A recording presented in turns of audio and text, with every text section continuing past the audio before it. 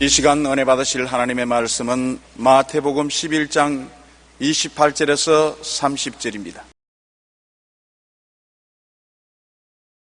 수고하고 무거운 짐진 자들아 다 내게로 오라.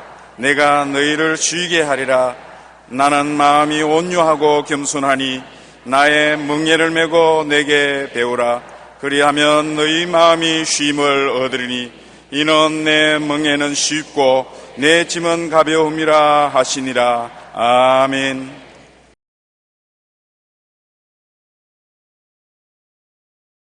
오늘 저는 여러분과 함께 내가 쉬게 하리라는 제목으로 말씀을 나누겠습니다. 현대사회의 한 사회학자는 현대사회의 특징을 세 가지로 요약해서 말하고 있습니다. 첫째는 콘크리트 사회인 것입니다. 현대 도시인들이 아파트, 빌딩, 콘크리트 속에 갇혀 있다 보니 마음과 생각도 콘크리트처럼 굳어져 버렸어요. 그래서 이웃을 돌보고 섬기기보다는 서로에게 쉽게 상처를 주는 무인정한 사회가 되어가고 있는 것입니다. 둘째는 스피드 시대입니다. 이어령 씨는 과거 시대가 가마솥 문화이면 신시대는 라면 시대라고 말합니다. 가마솥은 부글부글 끓여서 오랜 시간 만에 음식을 해 먹는데 라면은 그냥 뜨거운 물에 타가지고 휘저어서 먹어버립니다. 그래서 현대 시대는 깊이가 없는 그런 시대가 되어 있는 것입니다. 오늘날은 누구나 빨리를 추구하면서 급해지기 시작했다는 것입니다. 뭘 해도 빨리 해라, 빨리 먹어라, 빨리 소지해라, 빨리 갔다 오너라. 빨리가 오늘 현대 입술에 발린 말입니다. 셋째는 스트레스 시대입니다. 사람들은 성공을 원하지만 실제로 성공하는 사람은 전체 인구의 3%에 불과합니다. 97%의 사람은 고생만 하고 힘들고 어렵게 살아갑니다. 그러므로 많은 사람들이 삶의 스트레스로 인해 두려움, 불안과 공포심, 분노와 원한이 증가합니다. 이러한 현대사회의 비극에 대해 느리게 산다는 것의 의미를 저자한 비에르 상소는 안식의 상실을 잃어버린 세대라고 말했었습니다. 하나님은 인간을 엿새 동안 지으시고 일회째는 하나님 당신 자신이 쉬셨습니다. 그리고 인간들에게 명령하기를 엿새 동안 일하고 일회째는 절대로 쉬라고 말씀하셨습니다. 오늘같이 복잡한 산업사회에서 살아남기 위한 치열한 경쟁으로 휴식 없이 7일 계속 또한 밤낮을 가리지 않고 일할 때가 많습니다. 기계에 기름을 치지 않으면 고장이 나는 것처럼 휴식이 없이 일을 하면 결과에는 병이 들고 맙니다. 제가 서대문에서 목회할 때 설교 통역을 하다가 쓰러졌습니다. 그래서 우리 재직들이 저를 업고 적십자 병원으로 가서 제가 정신을 차린 적이 있습니다. 그러고 난 다음에 또 깨어나자 새벽 기도에 나와서 예배를 인도하니까 우리 장로님 한 분이 상담을 하자고 왔어요. 나라버니 목사님이 참 굉장히 교만하시군요. 아니, 남 아픈 사람 보고서 격려 안 하고 교만하다니. 아니, 무슨 말을 그렇게 하십니까? 그러니까 목사님이 하나님보다 위대한 체하지 않습니까? 하나님도 엿새 동안 일하고 하루 쉬었는데 목사님 뭐라고 하나님보다 좋습니까? 왜 안 쉬고 야단 법석을 합니까? 다른 사람이 좀 맡겨야지. 교만하게 자기가 안 하면 못한다고 그렇게 하면 오래 못 삽니다. 그 말이 내 생애 속에 잊어지지 않고 늘 기억납니다. 정말입니다. 하나님도 엿새 동안 일하고 하루 쉬었는데 우리가 뭐기에 일해 동안 내 일하고 살 수 있다고 생각하는 것입니까? 얼마 못 가서 병들어 죽게 되는 것입니다.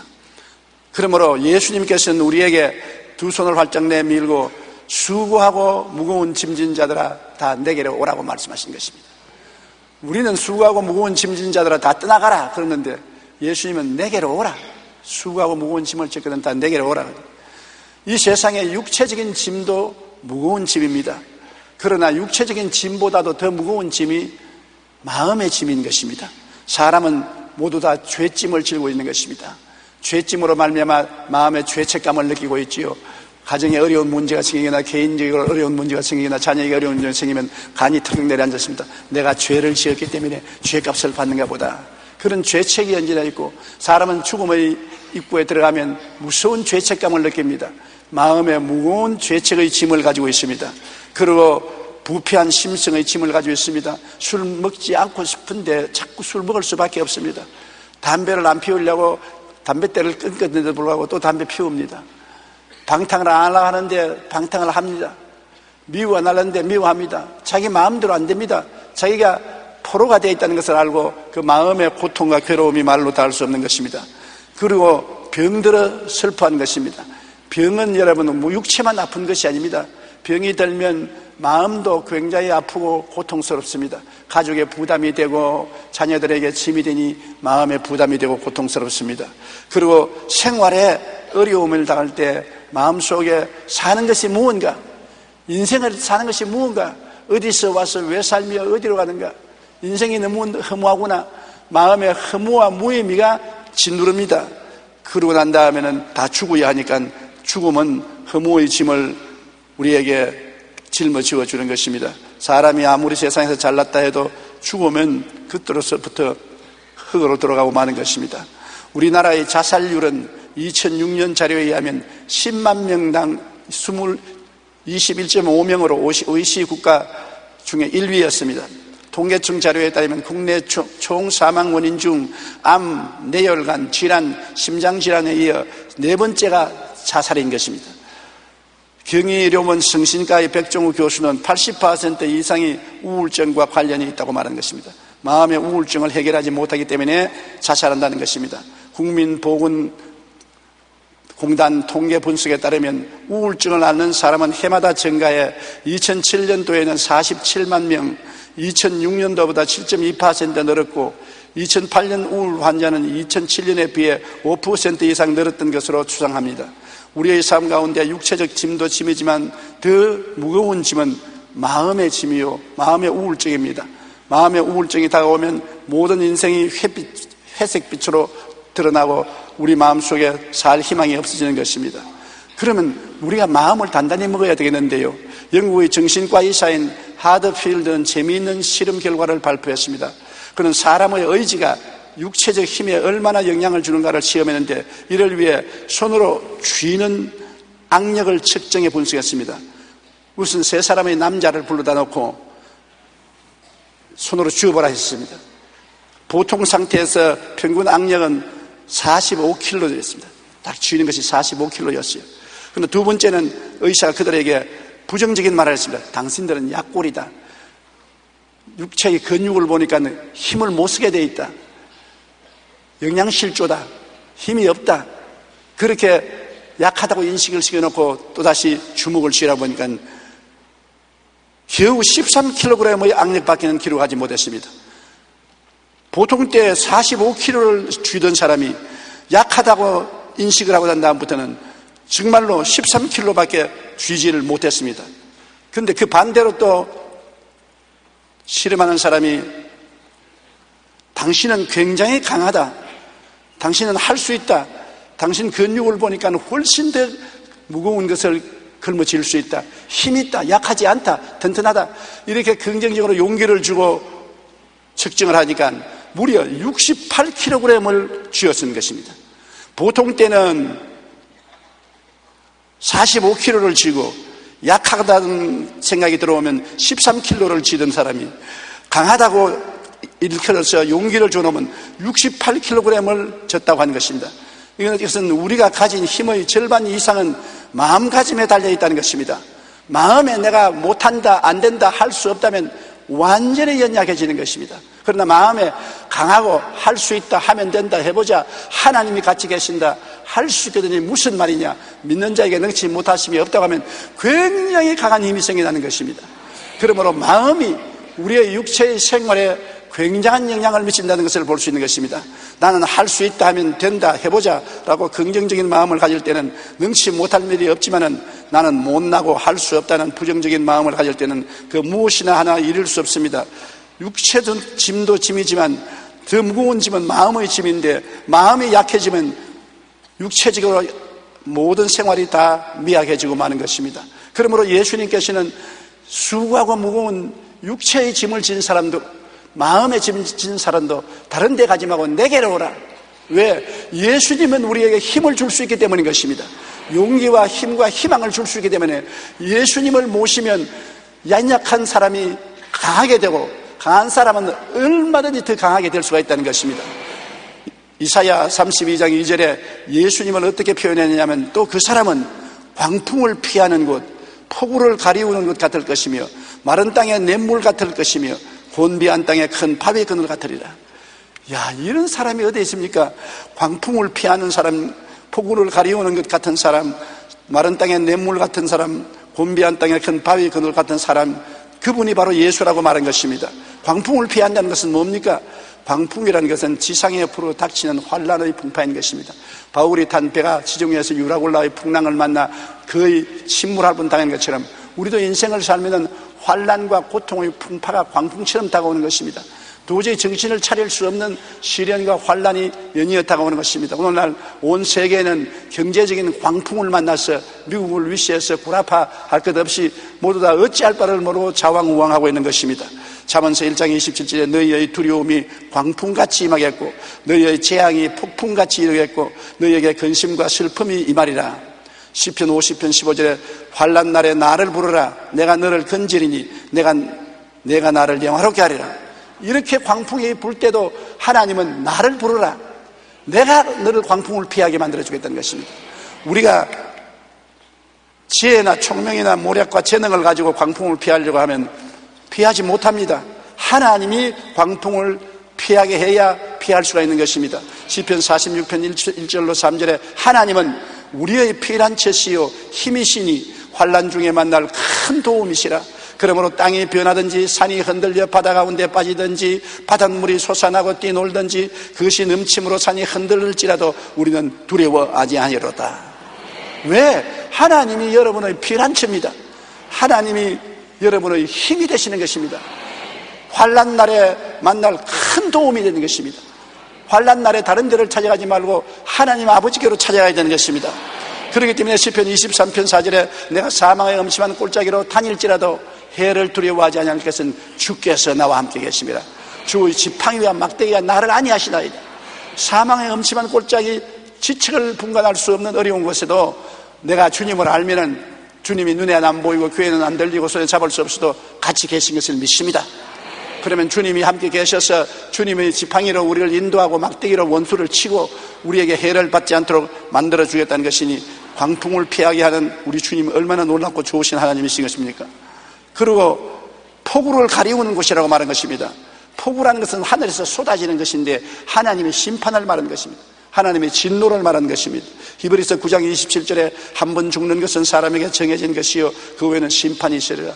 오늘날 하나님이 어디 계시냐, 하나님 믿지 말고 내 주먹을 믿으라는 사람도 죽음에 이르면 별 도리 없이 하나님의 엄청난 심판을 받게 되고 지옥으로 떨어지게 되는 것입니다.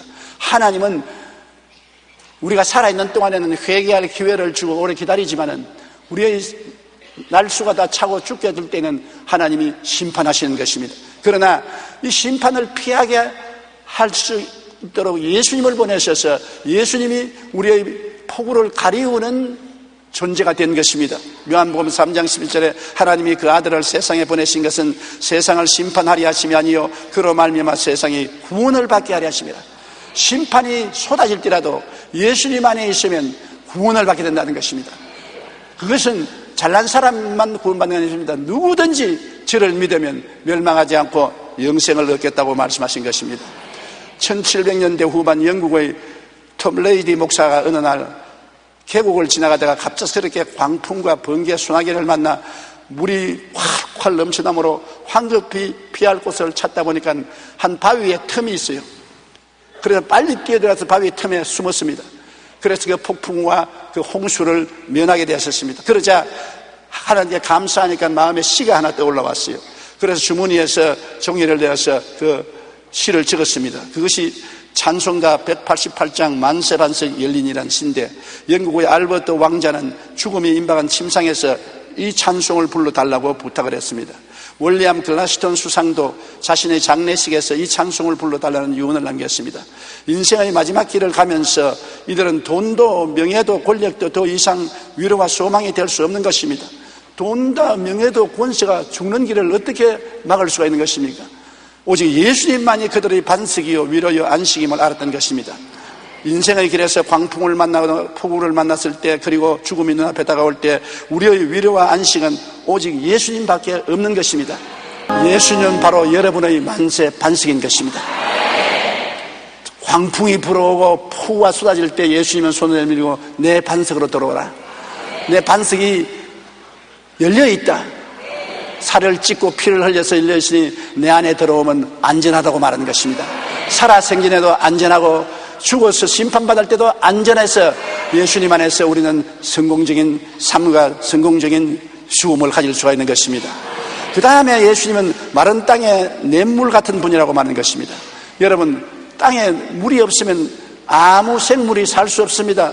벌레도 고기도 동물도 못 삽니다.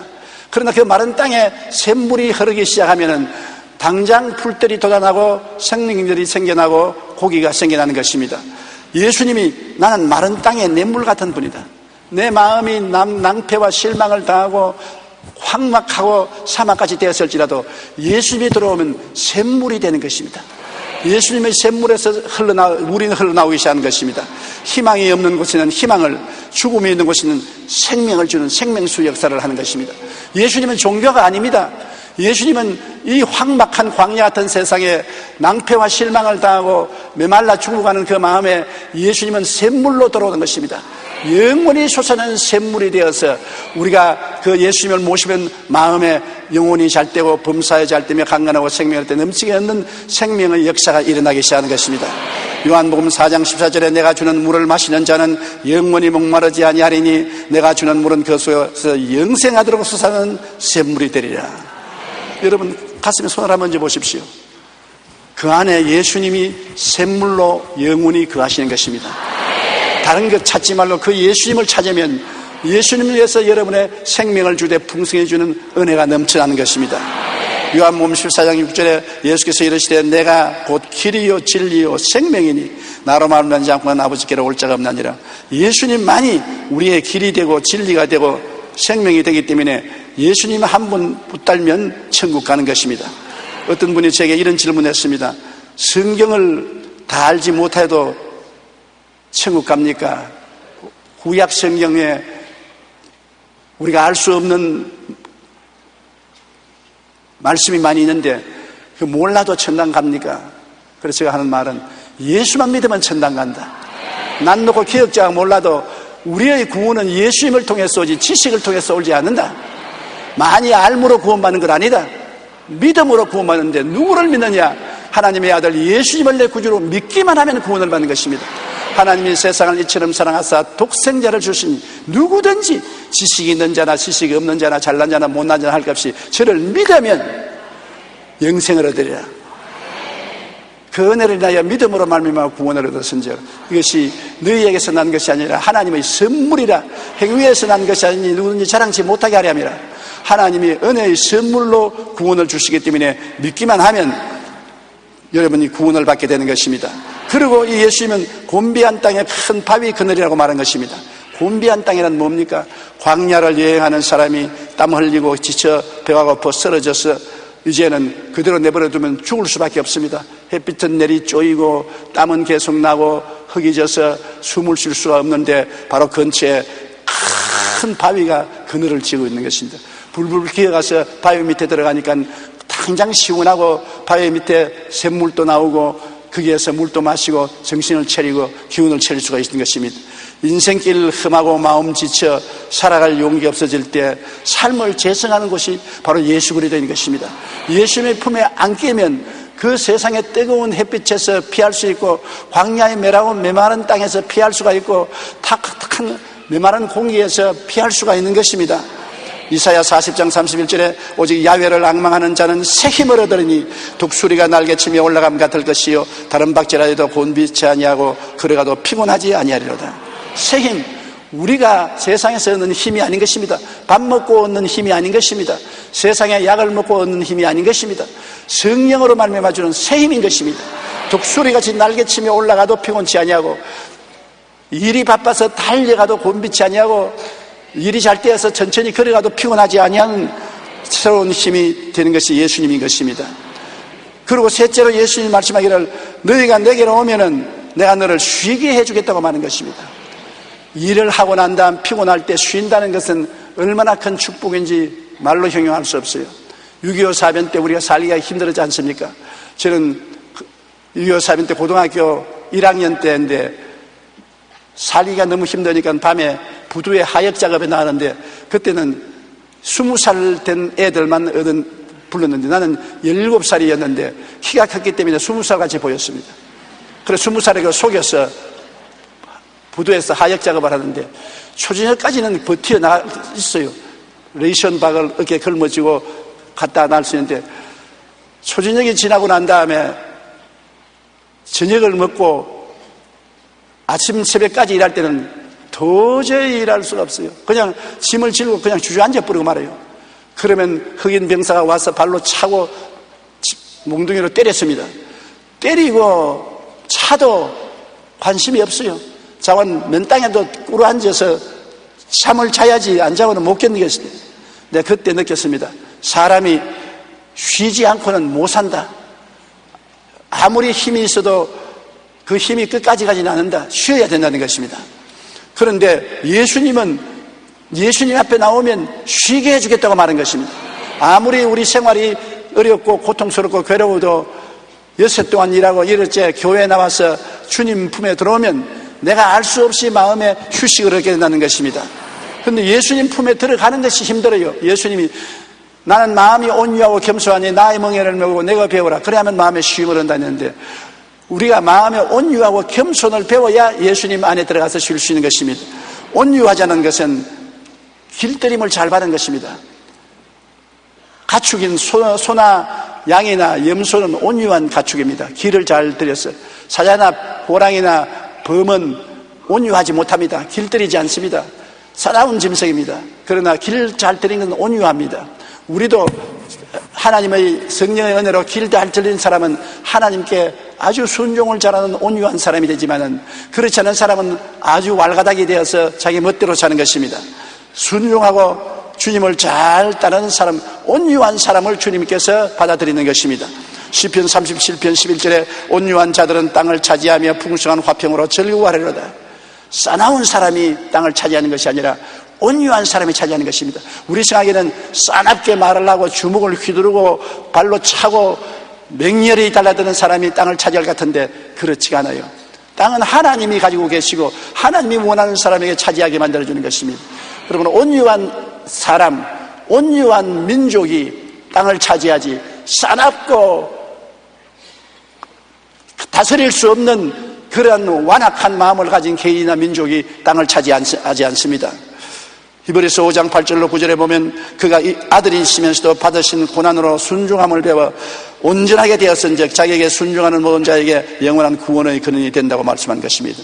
예수님은 많은 시험과 환난을 통해서 하나님께 순종하는지 아는지를 훈련했습니다. 예수님은 죽기까지 순종했습니다.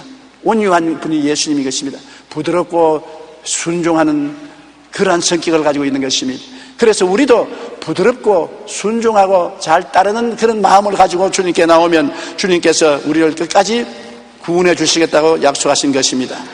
그리고 겸손해야 됩니다. 자기 마음을 낮추고 주님을 높이고 주님 앞에 언제나 꿇어 엎드려서 주님을 경배해야 되는 것입니다. 사람들은 조금만 잘 살게 되면 교만해지는 것입니다. 겸손하게 낮아져서 일할 때는 성공을 했으나 성공하고 난 다음에 살만하게 되면 큰 쉼을 쉬고 그다음에 금방 져지는 것입니다. 목에 힘이 들어가는 것입니다. 교만은 패망의 선봉이요 거문한 마음은 넘어지면 앞잡이가 되는 것입니다. 교만하면 넘어집니다. 교만하면 패망하는 것입니다. 그러므로 겸손하게 되어야 주님 품에 들어갈 수 있는 것입니다. 베드로전서 5장 6절로 7절에 하나님의 능하신 손 아래서 겸손하라. 때가 되면 너희를 높이시리라. 너희 염려를 다 주에게 맡겨라. 이는 그가 너를 돌보심이라. 겸손하게 따라가면 때가 오면 주님께서 우리를 높여주시는 것입니다. 성경에도 그렇지 않습니까? 제가 나를 사랑하니 내가 저를 건지리라. 제가 내 이름을 아니 내가 저를 높이겠다고 말하는 것입니다. 하나님은 여러분이 높임을 받기를 원하지만 먼저 낮아져야 그 다음 높아지는 것입니다. 산도 골이 깊으면 산도 높습니다. 골이 평평하면 산도 높지 않습니다. 우리가 많은 시험과 환난을 당해서 깨어지고 내 중심이 무너지고 주님께 순종하고 겸손하게 낮아지면 하나님이 높이 깊이 들어서 축복을 해주고 사용하게 되는 것입니다. 마음이 온유하고 겸손하면 하나님께서 축복해 주시는 것입니다. 한 선교사님이 기차 여행을 하고 있었습니다. 그런데 앞에 앉은 사람이 너무나 낙심을 하고 얼굴이 창백하고 지금이라도 기차에서 뛰어내릴 것 같은 그런 기분을 가지고 있었습니다. 그래서 형제님, 예수를 믿고 하나님을 의지하면 수고하고 무거운 짐을 맡기고 마음의 평안을 얻을 수 있습니까? 불난 집에 바람 부채질하는 격이군. 당신 내 처지에 있어 보십시오. 하나님이 어디 계세요? 하나님이 계시면 이런 고통을 당하게 해요. 그래서 선교사님이 복귀도에 손을 넣어가지고서 만년필을 끄잡아냈어요. 기차가 막 흔들리는데 만년필을 들고서 당신 이 연필을 하면 이 상에 세워 보십시오. 당신 나를 조롱하는 거요. 이렇게 흔들리는 기차의 앞에 밥상에 만년필을 세우라니 어떻게 세운단 말이에요? 나는 세울 수 있어요. 어디 세워보세요. 두 손을 잡고 세웠지 않습니까? 이 사람이 사람을 어떻게 먹여? 두 손으로 세우는 게 세우지겠네요. 못 세우더라도 두 손으로 하면 세워지는 것처럼 인생도 혼자는 못 설 때 주님의 손이 붙잡으면 설 수가 있다니까요. 그래서 그 사람이 크게 감동을 느꼈다는 이야기를 들었습니다. 그렇습니다. 우리 힘으로는 아무리 해도 못 섭니다. 그러나 주님이 우리를 붙들어주면 우리가 세워지는 것입니다. 시편 91편에 제가 손으로 너를 붙들어 발이 돌에 부딪히지 않게 해주겠다고 말한 것입니다. 여러분, 우리가 주께 의지하면 주님은 책임지고 우리를 붙들어서 세워주시는 줄 믿으시기를 바랍니다. 그러면 하나님께서 우리를 통하여 환난과 풍파를 몰아쳐도 하나님이 붙들어 주어서 움직이지 않고 버림당하지 않게 만들어주는 것입니다. 그 다음 주님은 나의 멍에를 메고 내게 배우라고 했었습니다. 예수님 멍에 밑에 들어가서 온유하고 겸손하게 삶을 배우라. 주님의 멍에는 뭡니까? 십자가인 것입니다. 주님은 십자가에서 우리 죄와 부패와 질병과 저주와 죽음을 다 짊어졌습니다. 그리고 우리 보고 하는 말이 너 짐을 내게 맡기고 온유하고 겸손하게 내 멍에 밑에 들어오너라. 나와 함께 가자. 중동에서는 밭을 갈 때 언제나 어미소 멍에 밑에 새끼소를 같이 넣어서 밭을 갑니다. 새끼소가 온유하게 순종하고 따라가는 것을 가르치기 위해서 어미소 목에다 길말을 걸어놓고 그 옆에다가 새끼소를 넣었어요. 일어나! 어미소가 잔뜩 힘을 내고 땀을 뻘뻘 흘리면서 멍에를 끕니다. 근데 새끼소는 하나도 안 무겁거든. 엄마가 지금 왜 저렇게 땀을 흘리고 야단이야? 나는 아주 가벼운데. 왜? 멍에가 엄마 목에 걸렸지 자기 목에 안 걸렸습니다. 그냥 멀리서 보니까 목에 걸렸지만 엄마 멍에 밑에 들어가서 따라가니까 자기는 쉽고 가볍게 걸어갑니다. 엄마만 땀을 흘립니다. 우리의 수고하고 무거운 짐은 예수님이 걸머졌습니다. 십자가에다 걸머졌고 우리가 예수님께 온유하게 순종하고 겸손하게 낮아서 따라가면 예수님의 십자가 밑에서 우리는 쉽고 가볍게 인생을 걸어가는 것입니다. 수고하고 무거운 짐은 주님의 십자가에 다 얹혀져 있는 것입니다. 성경에는 그렇기 때문에 수고하고 무거운 짐진 자들은 내게로 오라. 마음의 짐, 육체의 짐, 생활의 짐을 짊어지고 내게 와서 내게 맡겨라. 짐은 내게 맡기고 내 밑에 들어와서 순종하고 온유하게 따라가면 너는 쉽고 편안하게 인생을 살 수 있다.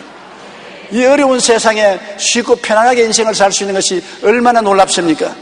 빌립보서 2장 6절로 8절에 예수님은 근본 하나님의 본체이시나 하나님과 동등됨을 취할 것으로 여기지 아니하시고 오히려 자기를 비워 종의 형체를 가지사 사람들과 같이 되셨고 사람의 모양으로 나타나 자기를 낮추시고 죽기까지 복종하셨으니까 십자가에 죽으심이라.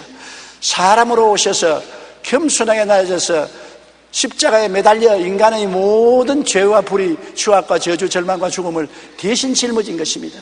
그렇기 때문에 주님께서는 우리의 구원자가 되고 우리를 돕는 자가 될 수 있는 것은 우리의 짐을 주님께서 짊어지셨기 때문인 것입니다.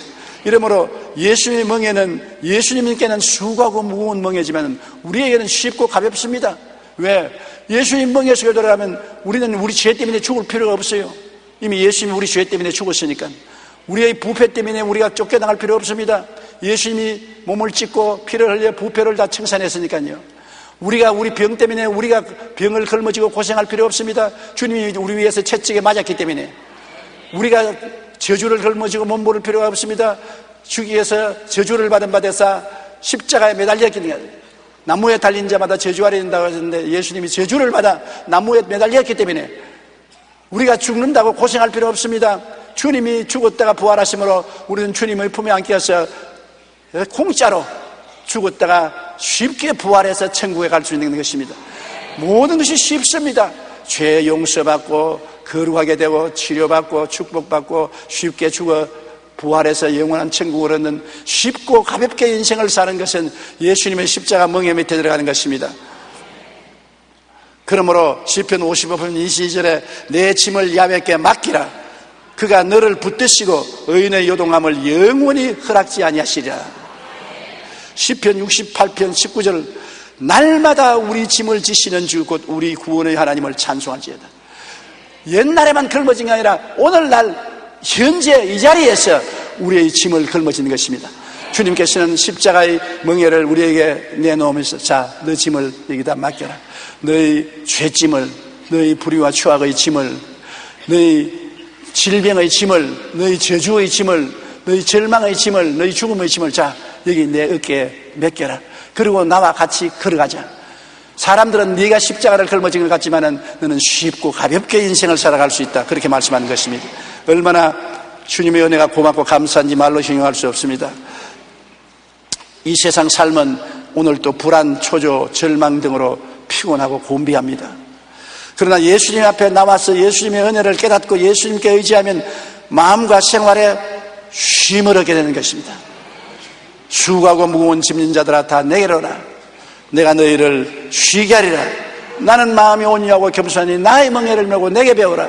그리하면 너희 마음에 쉼을 얻으리니 나의 멍에는 쉽고 나의 짐은 가볍다고 말씀한 것입니다. 예수 그리스도는 어제나 오늘이나 영원토록 동일하신 것입니다. 볼지어다 내가 세상 끝날까지 너와 같이 있으라. 그냥 주님과 같이 있는 거 아닙니다. 주님은 십자가를 걸머지고 우리와 같이 계시는 것입니다. 왜냐하면 우리의 짐을 대신 짊어지셨고 또 지금도 짊어지기 위해서 십자가의 멍에를 걸머지고 우리에게 와 계신 것입니다. 그러므로 우리는 예수님을 종교적으로 믿지 말고 형식적으로 믿지 말고 살든지 죽든지 흥하든지 망하든지 성하든지 쇠하든지 주님께 맡기고 의지하고 믿고 순종하고 따라가는 여러분 되시기를 주님 이름으로 축원합니다. 우리 고개 숙여 기도드리겠습니다. 전능하신 아버지 하나님, 인생 사는 그 자체가 수고하고 무거운 짐입니다. 정신적인 짐이 너무나 무거워 우울증에 걸려서 스스로 목숨을 끊는 사람도 많고 육체적인 짐도 너무 무거워서 견딜 수가 없고 고통이 한없이 많은 세상에 살고 있는 것입니다. 누가 이 짐을 대신 짊어질 수 있습니까? 예수님이 하나님인데 사람으로 오셔서 사람이 못 지는 짐을 주님이 짊어지고 우리와 같이 인생을 살아감을 생각할 때 감사합니다. 내가 너희를 고아와 같이 버려놓지 않겠다고 말씀하신 주님, 주님께서 성령으로 오셔서 오늘 또 십자가에 우리의 짐을 다 짊어져 주심을 감사합니다. 겸손하게 온유하게 주님을 따라오라고 말씀하신 것입니다. 주여, 우리가 겸손하고 온유하게 주를 따라가겠습니다. 주께 모든 짐을 맡깁니다. 주님께서 우리를 붙들어 세워주시옵시고 모두 다 쉽고 가볍게 감사하게 인생을 살아가게 도와주시옵소서. 예수님 이름으로 기도합니다. 아멘.